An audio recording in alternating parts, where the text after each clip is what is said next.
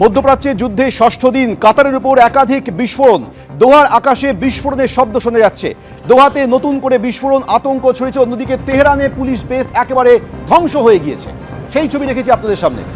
একদিকে যখন Israel America হামলা চালাচ্ছে ইরানের উপরে, পাল্টা ইরান হামলা চালাচ্ছে। ইরানের রাজধানী তেহরানে পুলিশ বেস পুরোপুরি ধ্বংস করে দেওয়া হয়েছে। একের পর এক বিল্ডিং মিসাইলের হামলায় পুরোপুরি ক্ষতিগ্রস্ত।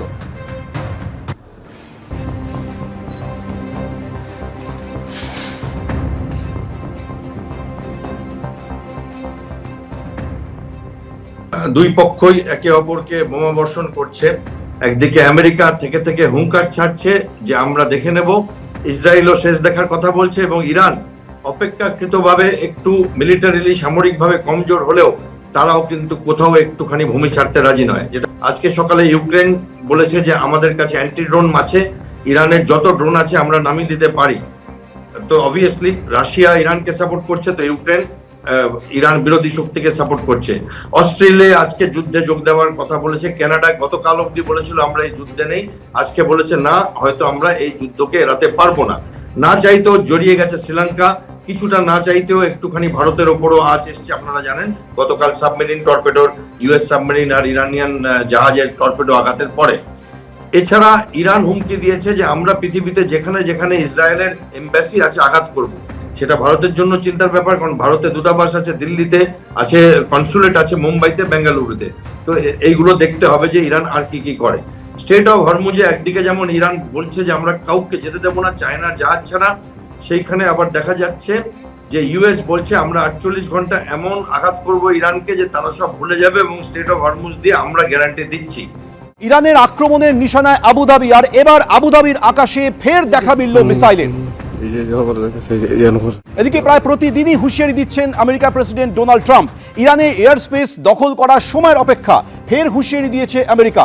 ইরানের মিসাইল এবং মিসাইল লঞ্চার দুই পুরোপুরি ধ্বংস করা হবে, হুঁশিয়ারি দিয়েছেন ডোনাল্ড ট্রাম্প। হুঙ্কারের মধ্যে ইরান হামলা নিয়ে সেনেটে স্বস্তি ডোনাল্ড ট্রাম্পের। ইরান থেকে সেনা ফেরানোর প্রস্তাব সেনেটে পেশ করেছিল ট্রাম্পের দল। রিপাবলিকান পার্টির সেনেটর 53-47 ভোটে আমেরিকার সেনেটে সেই প্রস্তাব ভোটাভুটিতে পরাজিত হয়েছে।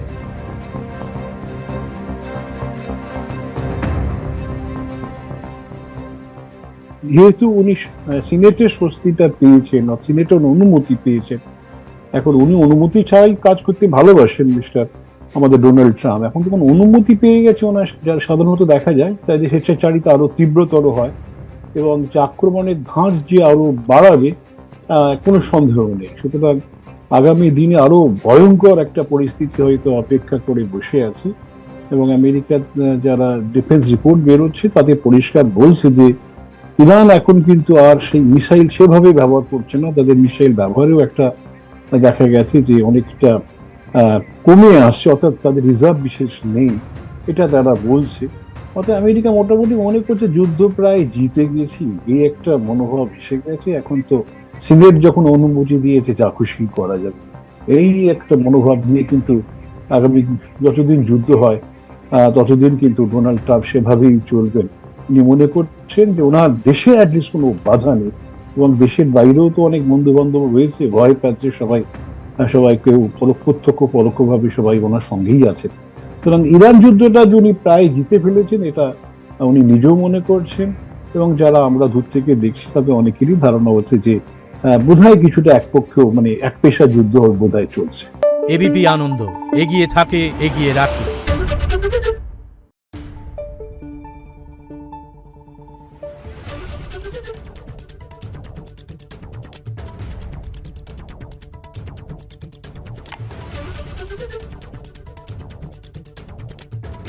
Thank you.